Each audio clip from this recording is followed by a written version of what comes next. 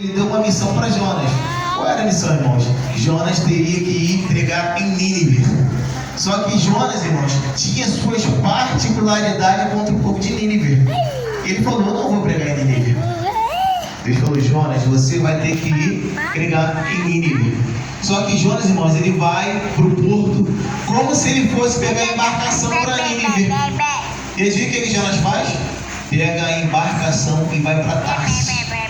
Tarsis ali significa, irmãos, o destino contrário da vontade de Deus. Quantas das vezes Deus nos chama, nos dá uma missão, nós fazemos ao contrário.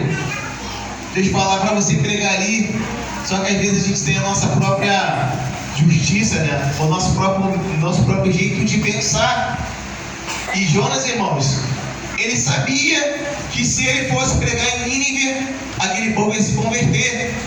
Alguns historiadores falam que aquele povo de Nínive tinha feito alguma coisa com a família de Jonas. Eu não posso afirmar isso, mas alguns historiadores falam isso também, que por conta disso ele não queria ir lá pregar. Só que o que me chama a atenção, irmãos, imagine um profeta de Deus, que é alguém que é um homem santo, um homem justo, só que tem seus interesses particulares dele.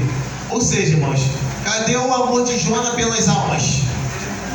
Ele era um profeta de Deus, ele era um homem usado por Deus, mas ele tinha amor às almas. Ele preferia, irmãos, que aquele povo morresse no seu pecado do que ele lá pregar a verdade. Porque ele sabia que se ele fosse lá, eles iriam, irmãos, se arrepender.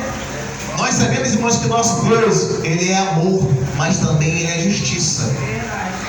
Ou seja, se aquele povo não se arrependesse e voltasse para o Senhor, Deus iria destruir Nínive. Só que o profeta, ele falou: não vou pregar em Nínive. Irmão, Deus não podia ter mandado outra pessoa no lugar de Jonas? Mas Deus falou: é com você. Tem situações, irmãos, que vai ser eu e você. Não adianta a gente correr, não adianta a gente fugir. Porque Jonas tentou fugir da presença de Deus. Eu lembro que quando eu comecei na caminhada, eu também tentei fugir algumas vezes. Eu tinha um grande desejo, irmãos, de aceitar Jesus.